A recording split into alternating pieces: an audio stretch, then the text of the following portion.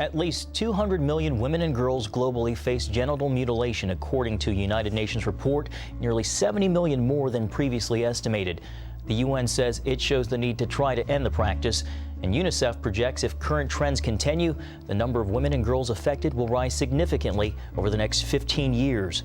Communities which support genital mutilation often consider it a prerequisite for marriage.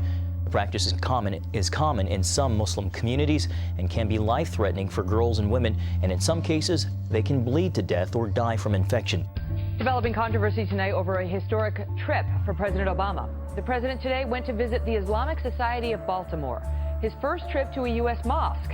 While the White House says this visit was about fighting intolerance, this particular mosque was once home to an imam with known ties to multiple terror groups. Yesterday, Obama stirred the pot of intolerance at a Baltimore mosque. The Obama administration would have us all believe his speech is a needed effort to assure Muslim Americans that they will not be subjected to bigotry, while he shepherds in Syrian refugees into small American towns to fuel Sharia no-go areas akin to the rape and murder invasion being waged on Europe.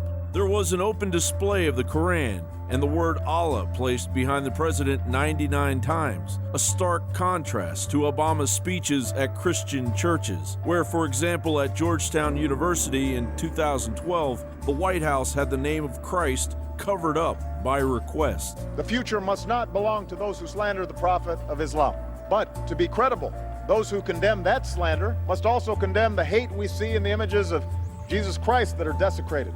As the Holy Quran tells us, be conscious of God and speak always the truth. American Muslims have been practicing their religion peacefully in the United States since the first mosque was built way back in 1929. Of course, Americans aren't wiping out Muslims, but in the Middle East, Muslims are wiping out Christians at a rate of 100,000 per year. Globalist puppet President Obama is subtly terrorizing the citizens of the United States with a meek anti-American rhetoric that will grow in its boldness as his unconstitutional policies grow stronger and the power of the presidency draws closer into the clutches of globalist puppet Hillary Clinton. A shocking development out of Britain, where the government is now letting scientists conduct gene editing experiments on human embryos. Right now, the goal is not to produce modified babies, but to find answers to improve fertility treatments. The human embryos will be killed after each experiment. Opponents of the landmark decision say it could open the door to designer babies down the road. And they say it is already bad enough that human lives will now be created and destroyed for experiments. Of course we want therapeutic cures, but we don't do this at all costs. We don't do this disregarding life itself. That we don't do this thinking that we can experiment, we can create something, we can create an embryo at will. The move means British scientists will now be allowed to edit genes by deleting or replacing bits of DNA inside living human cells. The U.S. does not allow the use of federal funds for embryo modification, but there is no outright ban on gene editing. Now to that exclusive tonight, the prayer that would have been. ABC 15's John Erickson reporting in Tucson tonight with the Satanist group snubbed by the council's vote. And John, clearly this is not what they wanted. No, it really isn't. The Satanists say all they wanted to do was to have their chance to say the prayer at the city council meeting. They wanted to come from here in Tucson up to Phoenix and add to the diversity of prayers, they say, at the Phoenix City Council meeting. And here is Michelle Short. She is the Satanist who actually would have said the prayer. So tell me, do you worship the devil? No, sir. The Satanic Temple does not believe in any deities. We're actually atheistic. We consider Satan a metaphor, a symbol for the eternal rebel who is fighting against tyranny. So you don't believe in God, you don't believe in the devil, you don't believe in any God? That is correct. Nowakowski. No. Is this a win for you? What was your goal at the beginning of this? It's a win only in that it passes constitutional muster. So, what we would have preferred is to participate. That's all we asked for. What would we have heard February 17th at the Phoenix City Council meeting? Well, I can read to you the prayer that we had scheduled to read. It goes as follows. Let us stand now, unbowed and unfettered by arcane doctrines born of fearful minds in darkened times. Let us embrace the Luciferian impulse to eat of the tree of knowledge and dissipate our blissful and comforting delusions of old. Let us demand that individuals be judged for their concrete actions, not their fealty to arbitrary social norms and illusory categorizations. Let us reason our solutions with agnosticism in all things, holding fast only to that which is demonstrably true. Let us stand firm against any and all arbitrary authority that threatens the personal sovereignty of one or all. That which will not bend must break, and that which can be destroyed by truth should never be spared its demise. It is done. Hail Satan.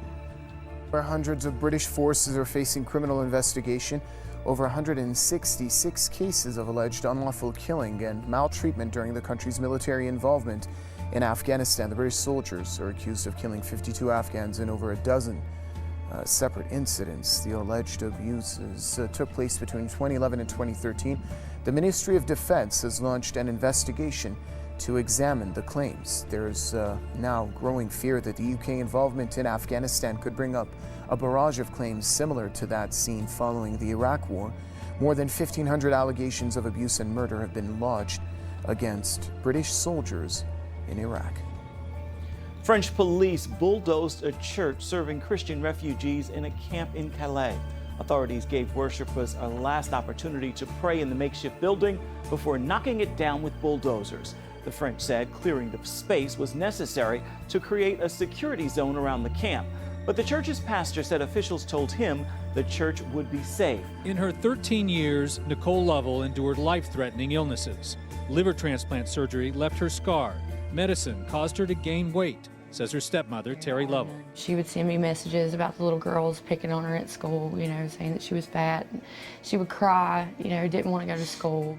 So the 7th grader sought a better life online. Against her father's wishes, she created numerous social media personas. She was able, at 13 years old, to go and set up profiles on Facebook that we had no idea about. And a minor should not be able to do that. But in this invisible world online that these kids are in, we have no idea who they're talking to. One person police believe she was talking to was her accused killer, 18-year-old David Eisenhower, possibly on the messaging app Kik. Kik allows its users to remain anonymous and send photos that aren't saved on the phone, leaving no trace. Jerice Colon is with the National Center for Missing and Exploited Children. Every phone, every social media site for that matter, has some sort of parental control, whether it's blocking software or if it's time limits that are set. And all those are great, but technology doesn't solve all the problems.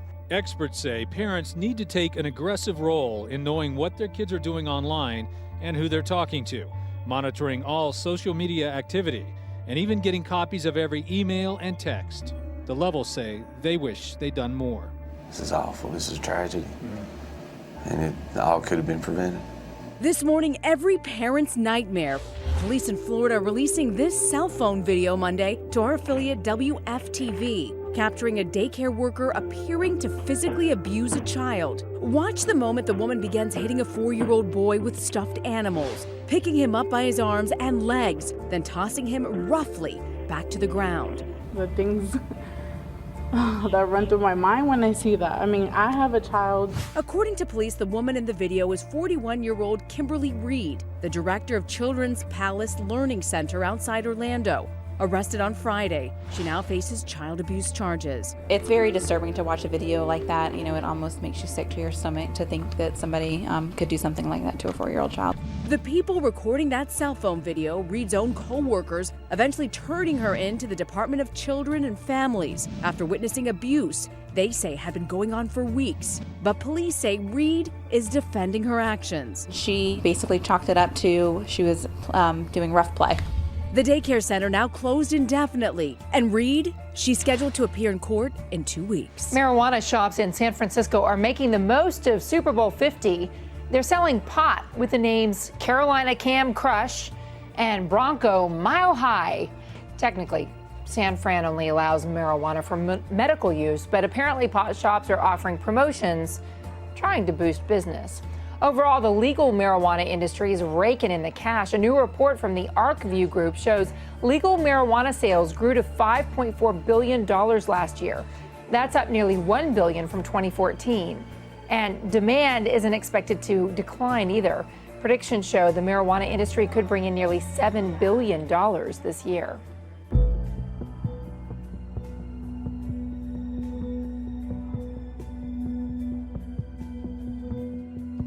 With his hands extended out of his driver's window, he was grabbed out, thrown to the ground, and struck 16 times in the head.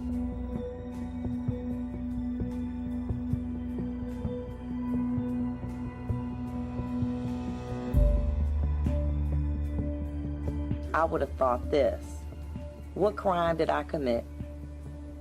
Being a black man in a Cadillac, stopped for a minor traffic offense by a group of racist police officers looking to do a after hearing the defendant and his fellow officers joke about his injuries as they were wiping blood off their uniforms with disinfectant.